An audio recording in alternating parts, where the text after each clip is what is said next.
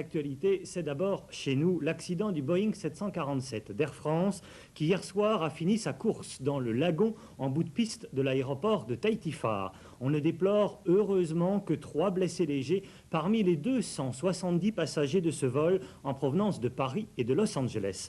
L'appareil, quant à lui, est gravement endommagé. C'est un véritable miracle que les passagers soient tous indemnes. Revenons sur les circonstances de cet accident avec Stéphane Bijoux. Il était 21h06 hier soir. Hier soir, on a véritablement frôlé la catastrophe aérienne. Si le Boeing 747 avait plongé dans cette fosse de 40 mètres, l'atterrissage manqué se serait transformé en une gigantesque hécatombe. 270 personnes étaient à l'intérieur de l'avion au moment de l'accident. Mais qu'est-ce qui s'est passé pour qu'un appareil aussi perfectionné qu'un Boeing se retrouve le nez dans le lagon ? Hier soir, à 21h06 très précisément, alors qu'il vient de toucher le sol, le Jumbo d'Air France quitte la piste à 250 km/h, un grand virage à droite et il s'enfonce brutalement dans plus d'1 mètre d'eau.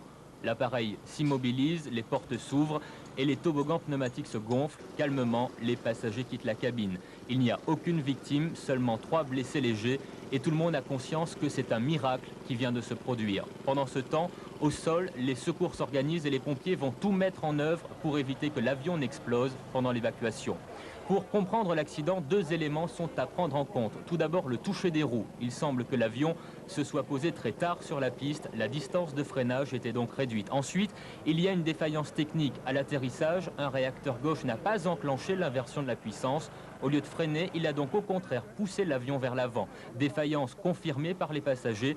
Quand ils sont sortis de l'appareil, un réacteur gauche tournait encore à plein régime. Ce serait peut-être le moteur qui avait refusé de freiner. Dans de telles conditions, pour le pilote, il était trop tard pour arrêter l'avion, trop tard pour remettre les gaz. La suite, on la connaît. Oui, cet accident relance aussi la polémique sur le pilotage à 2. En effet, il n'y avait dans le cockpit de l'appareil que le commandant de bord et un pilote. Il n'y avait pas de mécano. Les 270 passagers et membres d'équipage en sont donc tous quittes pour une frayeur qu'ils ne sont pas prêts d'oublier. Tant en effet, les conséquences, Stéphane Bijoux vient de nous le dire, auraient pu être infiniment plus graves, et cela d'autant que le train d'atterrissage avant a littéralement enfoncé plusieurs fauteuils de première classe. Comment les passagers ont-ils vécu cet atterrissage? Qu'ont-ils ressenti? C'est ce que Stéphane Bijoux est allé demander à plusieurs d'entre eux, encore un peu choqués, dans l'aérogare de l'aéroport hier soir. À l'atterrissage, l'avion a secoué beaucoup. Et puis on a senti qu'il tournait vers la droite brutalement. Et à ce moment-là, moi j'étais à l'avant, j'ai vu le plancher se lever un petit peu, il y a une énorme caisse qui nous est tombée dessus. Et là, ça a fait beaucoup de bruit, puis tout s'est arrêté. On nous a dit après de mettre les gilets de sauvetage. Ils ont ouvert la porte, ils ont mis la descente en caoutchouc, puis on est descendu dans le lagon, puis après on est arrivé tant bien que mal. Je me suis un petit peu fait mal aux pieds dans le lagon, et voilà, on est à l'infirmerie. On nous a dit de mettre nos gilets de sauvetage, alors tranquillement on est sorti et on a sauté dans l'eau. On s'est un peu blessé parce qu'il y avait du corail. Tout s'est très bien passé, mais on nous a parlé seulement en français et pas du tout en anglais. Les seules choses que je me souviens, c'est qu'il y avait beaucoup de branlements. On est atterri très durement, là, quand on a fait contact initialement. Pour à peu près 20 minutes, on n'avait aucune idée de ce qui se passait. On pensait peut-être qu'on était dans l'eau, mais on ne le savait pas. On a été chanceux qu'il n'y ait pas eu d'incendie, quelque chose comme ça. Puis là, on est ici, puis on est correct, pas de problème. L'avion a vibré un peu et il a freiné, le pilote a freiné, on a bien senti, bien freiné. Et apparemment, il y a le moteur gauche qui ne s'est pas mis en reverse, qui est resté en marche avant. Et à ce moment-là, l'avion a viré complètement à droite dans la mer et là, le train avant est sorti en cabine.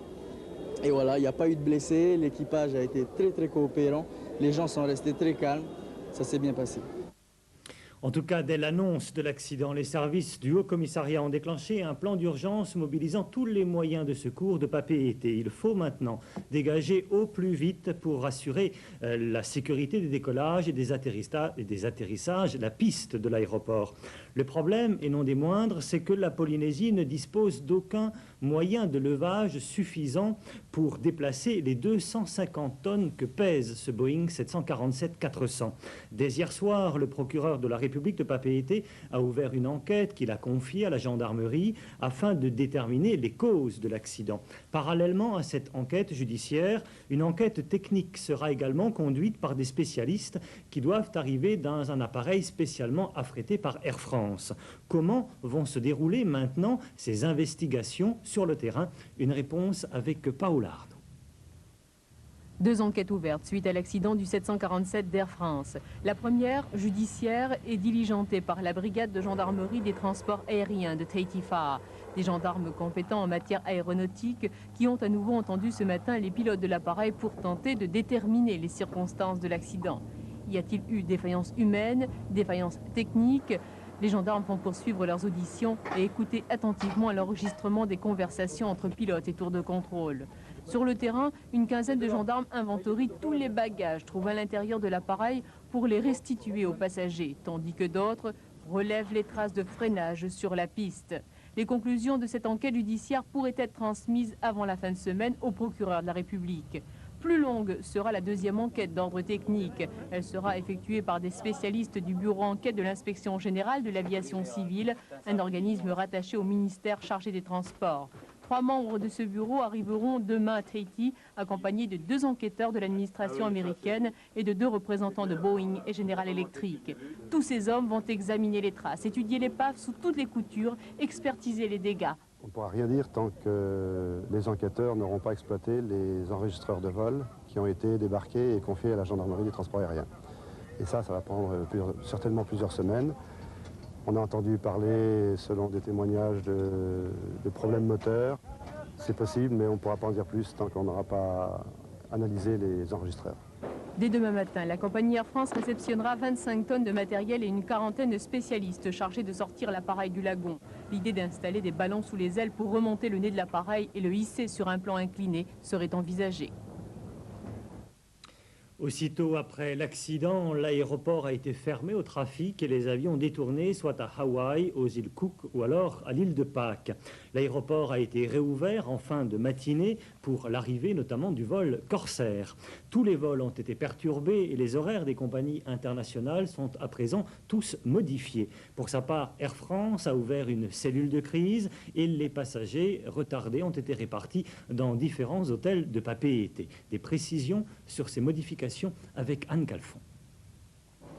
Branle-bas de combat chez Air France qui endosse évidemment la responsabilité de toutes les répercussions du crash d'hier soir. Les passagers de ce vol ainsi que ceux qui devaient partir par ce même Boeing hier soir vers Tokyo et Paris ont été dispatchés dans tous les hôtels disponibles, Hyatt, Beachcomber, Maeva ou Hôtel Tahiti, à la charge d'Air France bien sûr. Idem pour les passagers d'autres compagnies dont les vols ont été annulés ou retardés.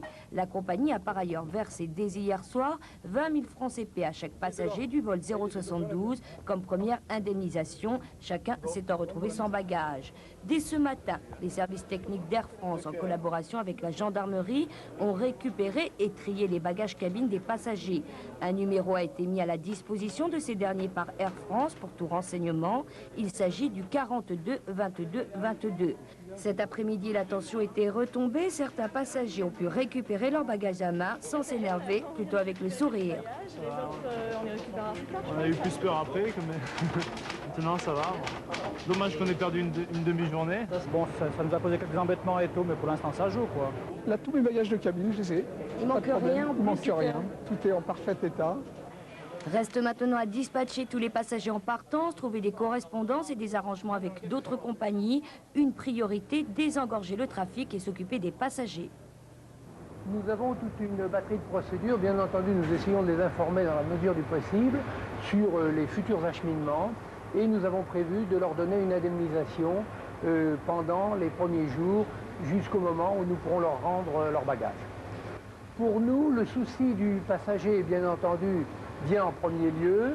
Donc nous avons un avion qui est légèrement plus petit que l'avion immobilisé. Nous avons donc été obligés d'envoyer certains passagers japonais via Los Angeles sur Tokyo. L'aéroport de Faa a été rouvert au trafic aérien dans la matinée. L'avion Corsair s'est posé sans problème, et ce après avoir survolé 2 fois la piste d'atterrissage. Concernant Air France, les nouvelles dispositions sont les suivantes. Le vol 279 Papeete Tokyo-Paris partira demain, mardi 14 à 10h25. Le vol 280 Tokyo-Papeete arrivera mercredi 15 à 10h35. Le vol 073 Papeete Los Angeles-Paris est retardé, départ mercredi à 12h30. Retour à la normale dès jeudi. Pour les autres compagnies, LAN Chile, l'avion Santiago-Île-de-Pâques Papeete qui devait arriver hier soir, atterrira à Faa ce soir à 20h50, redécollage 22h. Air New Zealand, les passagers du vol NZ17 en provenance de Los Angeles arriveront cette nuit à 2h15. Départ à destination d'Auckland à 3h15 demain matin. Qantas, enfin, les passagers du vol QF104 Papeete Sydney ont été déviés sur le vol d'Air New Zealand de cette nuit à destination d'Auckland. Des correspondances pour Sydney ou Melbourne sont ensuite prévues. Voilà, vous savez tout sur les modifications. Air France va devoir bien sûr supporter les coûts financiers très importants de cet accident, des coûts qui ne vont pas arranger les comptes de la compagnie nationale actuellement noyée sous les déficits. En effet, contrairement aux espérances de son président Bernard Attali, les déficits d'Air France s'aggravent au lieu de se réduire. La compagnie nationale va annoncer dans les prochains jours un 3e plan d'économie comportant plusieurs milliers de suppressions d'emplois. Les syndicats d'Air France parle cette fois de 4000 suppressions d'emplois, dont 1500 licenciements secs. Le précédent plan social actuellement en cours et qui doit s'achever à la fin de l'année aura déjà supprimé en 1993 5000 emplois en une année. Air France, il faut le savoir, et c'est le dernier chiffre, emploie plus de 44 000 personnes dans le monde entier.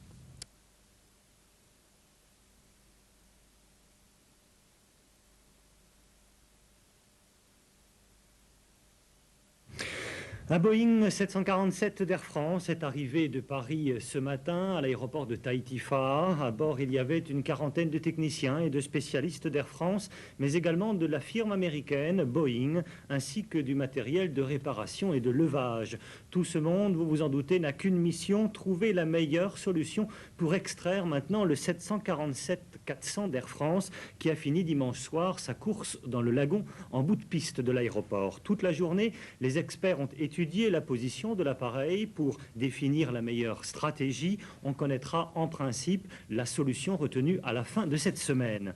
En attendant, la commission d'enquête a entamé ses investigations techniques pour déterminer les causes de l'accident. Paola Arnaud. Première réunion de la commission d'enquête ce matin à l'aéroport de Faa. Autour de la table, l'aviation civile de Tahiti, la brigade de gendarmerie des transports aériens de Faa, des experts français et américains. Côté français, 3 représentants du bureau enquête accident de la direction générale de l'aviation civile et 8 de la compagnie Air France.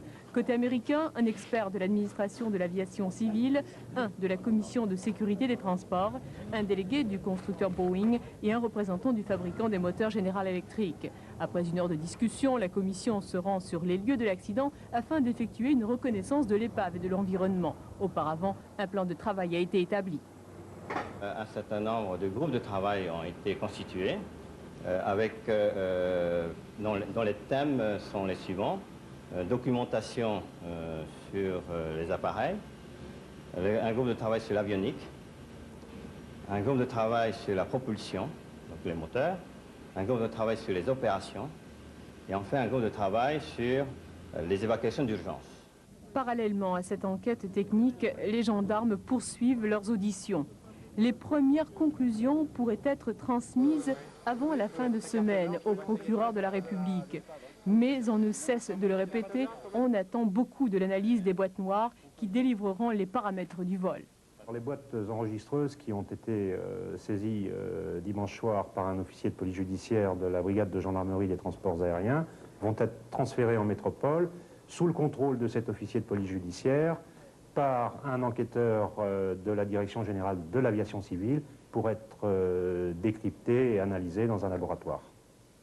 Combien de temps durera l'enquête technique? La question reste sans réponse. Elle dépendra du déroulement des investigations, notamment des difficultés d'accès à certaines zones de l'appareil. En tout cas, il leur faudra certainement beaucoup de temps pour sortir l'avion. Après l'accident dimanche soir, les secours sont arrivés très rapidement sur place et l'évacuation des passagers a pu s'effectuer dans de bonnes conditions. En fait, si les choses se sont bien passées de ce côté-là, en tout cas, c'est parce qu'il existe sur le territoire, comme partout en France d'ailleurs, un plan de secours spécifique en cas de catastrophe aérienne. Que prévoit précisément ce plan? Les explications maintenant avec Stéphane Bijoux. Dès qu'un accident aérien se produit, immédiatement le plan de secours de l'aéroport de Tahiti-Faa'a est déclenché. En fonction du lieu du crash, la direction des secours est confiée au commandant de l'aérodrome, à l'amiral du COMSUP ou au colonel de la gendarmerie. Dès que l'alerte est donnée, les services de secours, d'incendie et de sauvetage sont les premiers mobilisés. 4 brigades de sapeurs-pompiers filent immédiatement vers le lieu présumé de l'accident. La lutte contre le feu et le transport des blessés est organisée par le directeur de la protection civile et la fédération de secourisme. Dans le même temps, qu'ils soient civils ou militaires, tous les services médicaux apportent les premiers soins aux rescapés. En fonction de l'urgence et des capacités d'accueil, les blessés sont orientés vers les différents établissements hospitaliers du territoire. Le CHT de Mamao met en place une liaison permanente avec le centre opérationnel installé sur place. Enfin, dernier point du plan de secours, la police et la gendarmerie assurent la priorité de la circulation des véhicules de secours et des ambulances. Les lieux de l'accident sont également interdits au public. Au total, ce sont donc plusieurs centaines de spécialistes qui sont mobilisés, mais le bon fonctionnement de ce plan dépend essentiellement de la coordination entre les services. Ce seul paramètre-là peut orienter gravement le bilan de la catastrophe qui se chiffre toujours en vies humaines, perdues ou sauvées.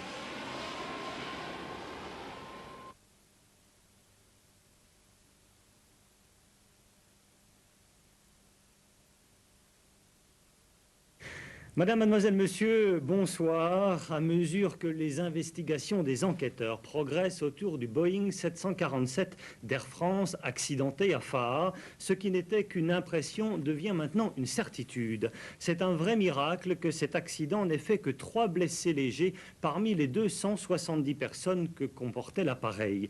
Quoi qu'on en pense, l'avion devenu incontrôlable a été malgré tout bien maîtrisé par les pilotes. Le poids, la vitesse, la trajectoire de sortie qui aurait pu être différente, l'appareil qui aurait pu dans ce cas heurter des hangars et surtout les milliers de litres de kérosène qui restaient dans les ailes et qui auraient pu transformer l'avion en brasier. Tout cela aurait pu faire de cet accident une véritable tragédie.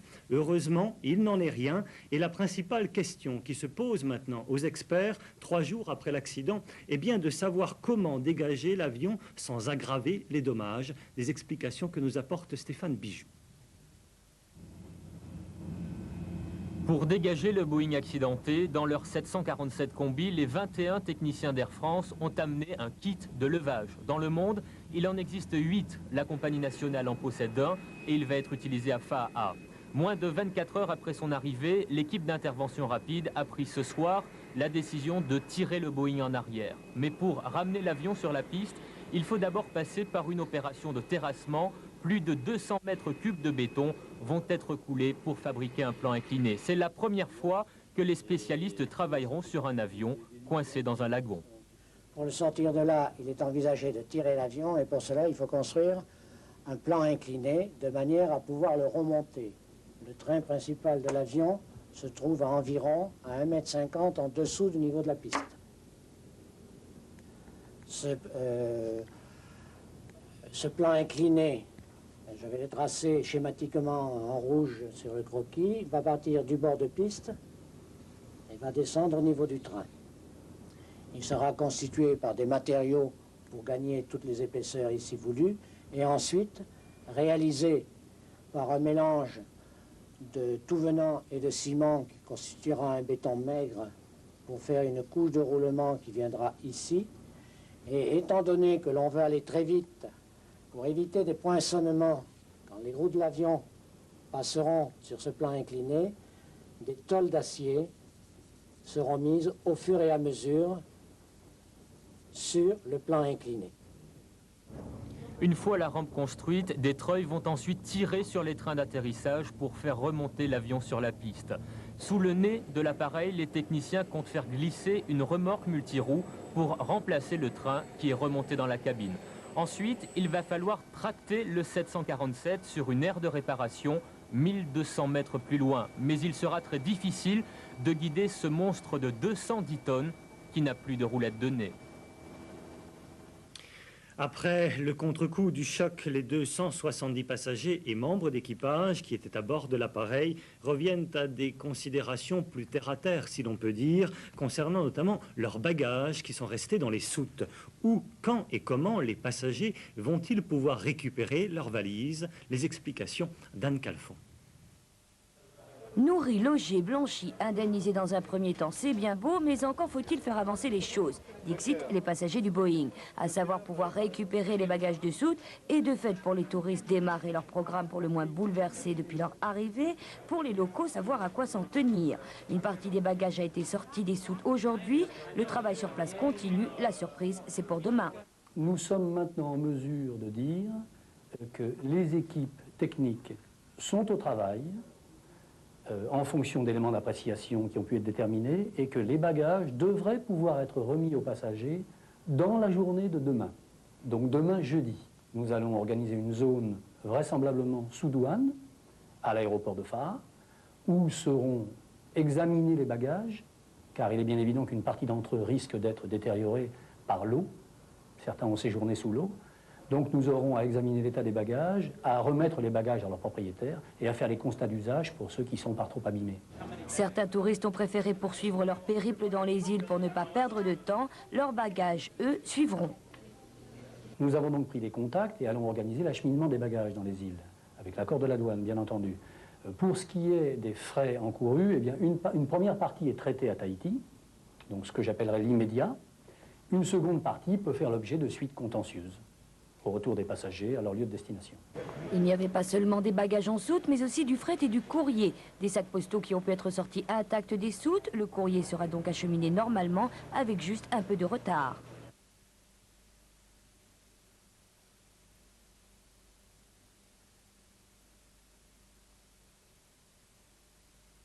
Quatre jours après l'accident, les passagers du Boeing d'Air France ont pu récupérer aujourd'hui leurs bagages ainsi que nous l'annoncions dès hier soir. Tout s'est bien passé, même si plusieurs dizaines de valises ont été complètement détériorées par un long séjour dans l'eau. Stéphane Bijoux était sur place ce matin. C'est sous 2 mètres d'eau que des plongeurs sont allés récupérer ces valises. Depuis l'accident, elles étaient totalement immergées dans l'eau de mer, dans la soute avant du 747. 4 jours après l'accident, Air France a restitué aujourd'hui l'ensemble des bagages. À peu de choses près, c'est la moitié du fret qui a été noyé. Le sinistre est important, mais les passagers ont bien réagi. C'est tout mouillé, on ne peut pas voir. Hein. C'est rotor, c'est mouillé. Et puis alors, c'est un peu rouillé. Hein. Il y a des vêtements, oui. Voilà, il y a de la rouille. Ça, on ne peut pas voir. C'est trempé, quoi. On va essayer de laver ce qui est encore convenable.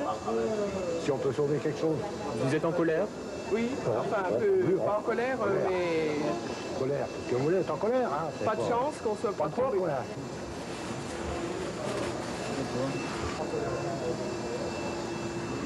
On va faire une grande lessive. La grande lessive, Air France y participera très activement. Tous les passagers pénalisés ont été largement indemnisés par la compagnie nationale.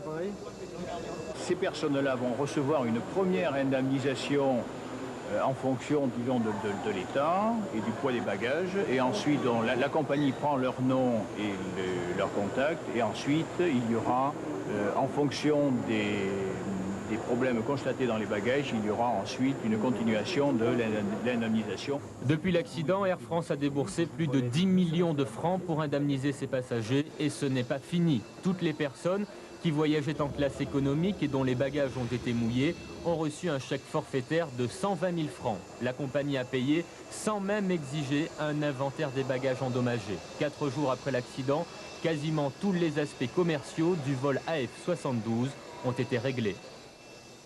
Et puis aujourd'hui, 2 tiers des bagages ont pu être remis aux passagers. Le reste pourra être retiré dans la zone sous douane de l'aéroport de Faa demain matin à partir de 8 h et pendant les heures d'ouverture des services douaniers. Air France assurera également l'acheminement des bagages dans les îles. Et puis la compagnie invite les passagers du vol accidenté dont l'état a nécessité des soins médicaux à se mettre en rapport avec le Dr Klein, qui est le médecin d'Air France ici à Tahiti, en téléphonant au 43 68 36, le 43 68 36 ou encore le 42 09 39, 42 09 39. Voilà pour l'aspect pratique. Sur le site de l'accident maintenant, les experts ont débuté les travaux dès hier. Ils ont entamé aujourd'hui les terrassements du plan incliné qui permettra de sortir le Boeing du lagon. Il reste encore à couler le béton, une opération qui va débuter demain. Cette opération, il faut le dire, est une première mondiale. C'est en effet la première fois au monde que l'on va extraire un Boeing de l'eau pour essayer de le réparer sur place. Les explications de notre spécialiste Stéphane Bijoux. Leur défi, c'est de ramener sur cette piste un Boeing de 280 tonnes qui est sorti de la piste et qui a fini sa course dans le lagon. Depuis hier, les 21 spécialistes d'Air France ont fait commencer d'impressionnants travaux de terrassement autour de l'avion accidenté. Pas moins de 12 camions et 4 engins ont été mobilisés. Dans un premier temps, 140 mètres cubes de galets qui empêchaient l'accès au Boeing ont été déblayés. C'est ensuite que la construction de la rampe a véritablement commencé. Sur un plan incliné de 4,5%, 200 mètres cubes de gravier ont été étalés entre les trains d'atterrissage et la piste. C'est à une entreprise locale qu'a été confiée l'opération. Parallèlement, les pieds dans l'eau, les spécialistes d'Air France ont installé un vérin sous le train. Ils l'ont légèrement fait monter pour poser des plaques d'acier. Ce sera le début de la rampe vers la piste. Vas-y, voilà. Voilà, non, on va pas la faire. Il y a des crochets, donc tu vas l'acheter. Non, mais il y a des crochets. Retiens-moi derrière.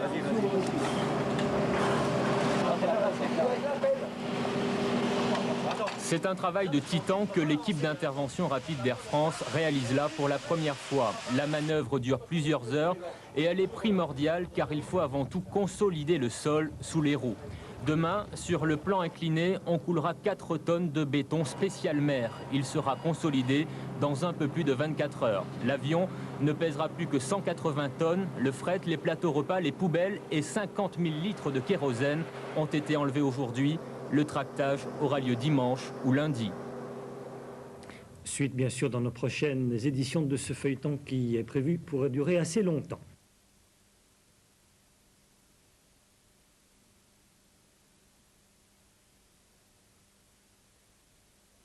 Au bout de la piste de Faa, les techniciens d'Air France s'affairent autour du Boeing accidenté.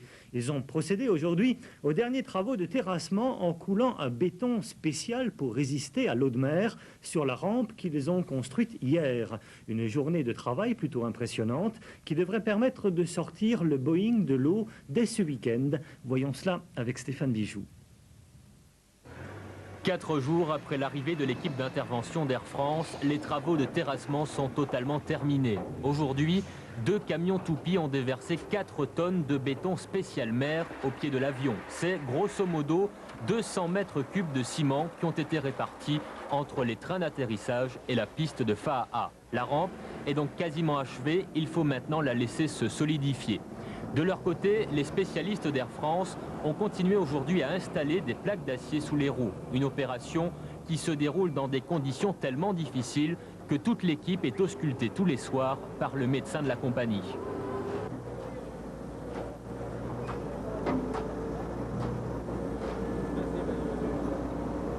Ce qui nous gêne forcément, c'est le train avant qui n'est pas... Cet après-midi, la grue du port de Faratea a été transportée sur l'aéroport. L'engin peut tirer 90 tonnes et c'est lui qui soulèvera le nez de l'avion. Tout l'avant du Boeing sera sanglé avec des élingues spécialement amenées de Paris. Leur mise en place exige une grande précision. Pour soulever le nez de l'avion, nous allons utiliser une sangle qui va être passée au niveau de la porte passager que vous voyez ouverte là, un peu en arrière de la porte, de façon à utiliser des zones suffisamment résistantes sur la structure de l'avion. Par contre, la difficulté, c'est qu'il y a quand même des fissures que vous pouvez apercevoir en bas de la porte, là, qui montrent qu'il y a une certaine faiblesse. Donc il va falloir judicieusement placer la sangle pour qu'on n'amène pas de déformation permanente sur la carlingue de l'avion. De leur côté, les enquêteurs ont fait saisir des nouvelles pièces sur le 747. Les auditions des pilotes sont terminées et les boîtes noires commencent à fournir des informations à la commission. Demain, on va vérifier que les équipements de tractage fonctionnent correctement.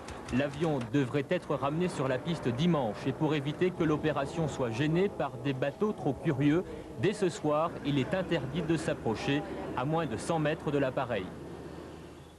En effet, comme le disait Stéphane à l'instant, à cause de ces opérations, plutôt en raison de ces opérations, la capitainerie du port autonome a mis en place une zone de sécurité de 100 mètres dans le chenal de Tapuna, devant l'avant du Boeing. Cette zone interdite aux usagers du chenal est balisée par 5 bouées jaunes.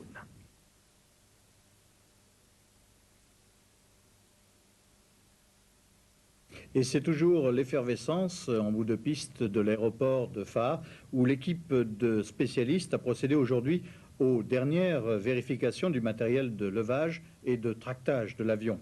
Quant à la rampe en béton, elle est prête. L'ensemble du dispositif fonctionne donc et le Boeing d'Air France sera, comme prévu, mis à sec dès demain. Compte rendu de cette journée par Stéphane Mijoux et Gilles Hucot.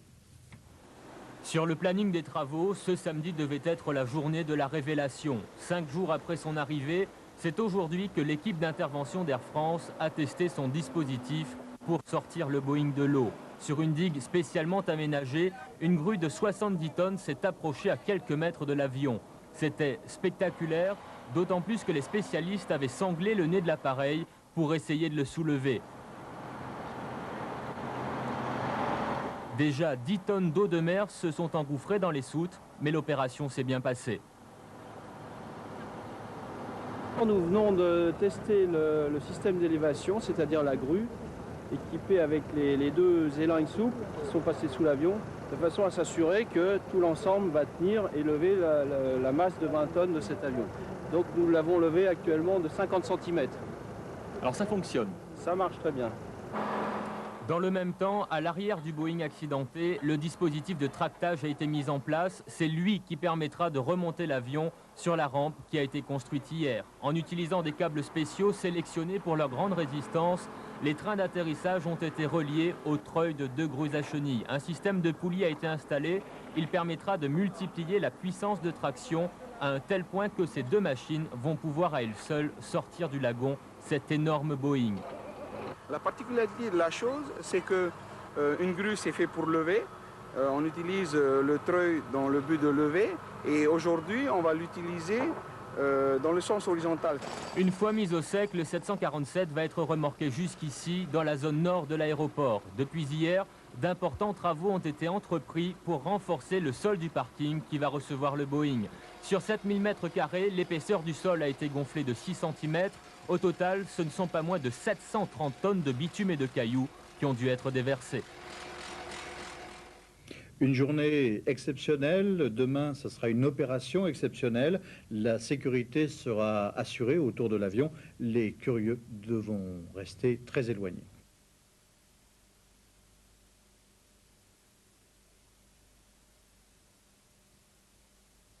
Eh bien, chez nous, c'est fait. Le Boeing d'Air France est au sec, moins d'une semaine après avoir plongé le nez dans le lagon. Toute la journée, devant une centaine de badauds, d'impressionnantes manœuvres de tractage se sont déroulées pour sortir l'avion du lagon. Ce n'était pas gagné d'avance, mais tout s'est très bien passé et la compagnie nationale a ainsi relevé son défi. Montre en main, l'opération aura duré 4 heures et 30 minutes. C'est le temps qu'il a fallu aujourd'hui à l'équipe d'intervention d'Air France pour sortir du lagon le Boeing accidenté. En bout de piste de l'aéroport, au total, ce ne sont pas moins de 200 techniciens, gendarmes et ouvriers qui auront travaillé pour ramener sur la piste ce monstre de 180 tonnes. Le top de l'opération finale a été donné ce matin, juste après le départ du dernier vol international. Il était 10 heures.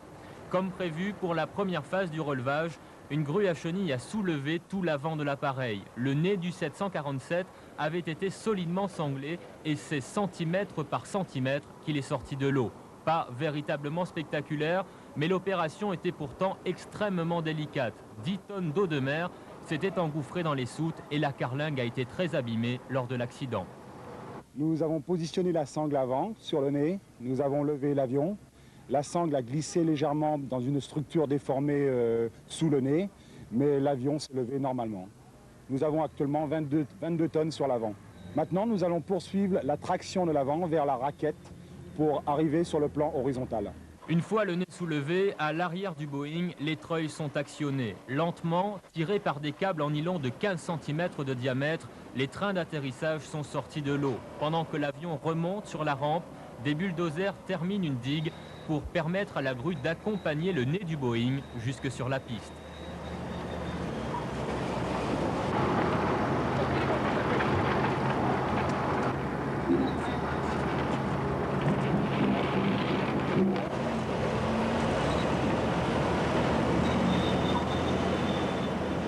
« 14h30, les treuils arrêtent de tirer. Le Boeing est au sec et un chariot multiroue vient se placer sous l'avant de l'appareil. Le berceau, comme on l'appelle, remplacera provisoirement la roulette de nez.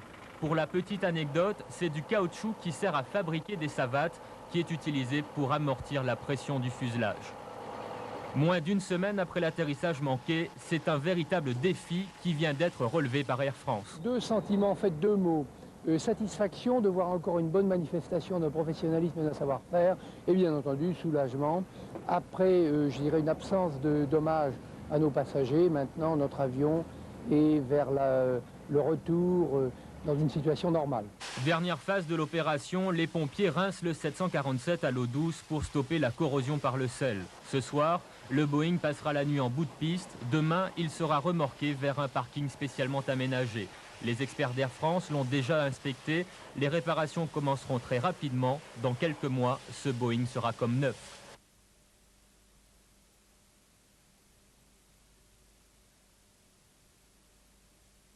Madame, mademoiselle, monsieur, bonsoir. Tout s'est finalement mieux déroulé que prévu. Les techniciens étaient un peu inquiets et on les comprend, mais en fait, la dernière phase du remorquage du Boeing accidenté s'est parfaitement bien passée. Aujourd'hui, les équipes d'intervention ont convoyé le 747 du bout de la piste où il avait échoué à son aire de parking où il va être réparé. Il aura tout de même fallu 1h30 pour déplacer l'avion sur près de 1200 mètres. Le reportage de Stéphane Bijoux et Gilles Hucot. Pour le faire avancer, un tracteur de 350 chevaux à l'avant, le même engin à l'arrière pour freiner le convoi en cas de besoin.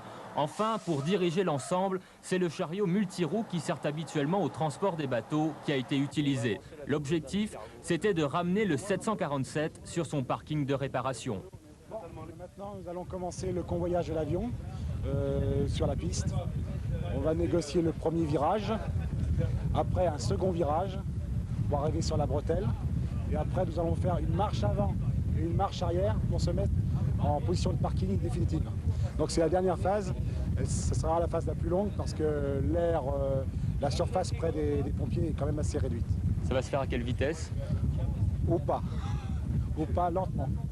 S'il fallait une preuve du professionnalisme de l'équipe d'intervention d'Air France, ce serait celle-là. C'est vrai, hier, ils ont sorti le 747 du lagon. Mais plus que jamais, c'est aujourd'hui qu'ils n'avaient pas droit à l'erreur. Le remorquage sur 1200 mètres d'un 747 accidenté est une opération très délicate. Il était hors de question de prendre le risque d'immobiliser un tel engin au beau milieu de la piste.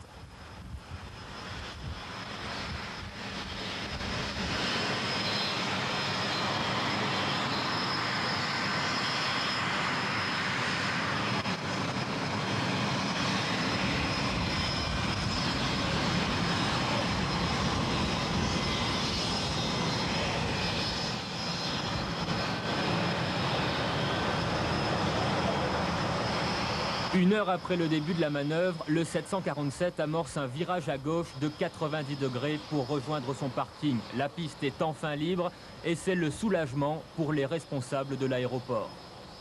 Comme tous les contrôleurs, un grand soupir de soulagement. On va enfin pouvoir reprendre nos méthodes de travail normales, on va être un peu moins stressé. Et on est très satisfait que cette opération ait été menée rapidement grâce à la compétence du personnel d'Air France. Mais vraiment, c'est un grand soupir de soulagement. Maintenant, c'est un grand ouf. Je peux vous dire qu'on a réouvert l'aéroport au trafic international, on refait le balisage diurne et nocturne. Il y a un petit moment de décompression et enfin tout va bien. Encore 30 mètres à faire et l'opération sera définitivement terminée. Dans leurs estimations, les spécialistes d'Air France avaient prévu que le remorquage prendrait plusieurs heures. Tout est allé plus vite que prévu. Les capacités de braquage du chariot multiroue ont fait gagner beaucoup de temps. Ça s'est passé mieux que prévu parce qu'on avait pensé avoir à négocier en plusieurs reprises les 2 virages à 90 degrés. Et nos hommes étant formidables, ils ont tourné en une seule fois. Et voilà, on est arrivé au parking, il ne reste plus que quelques dizaines de mètres pour le mettre sur son point de parking définitif où il pourra à ce moment-là être expertisé et réparé ultérieurement. À 14 h, 2 énormes vérins hydrauliques de 100 tonnes chacun sont placés sous le 747. L'appareil est stabilisé et les réparations...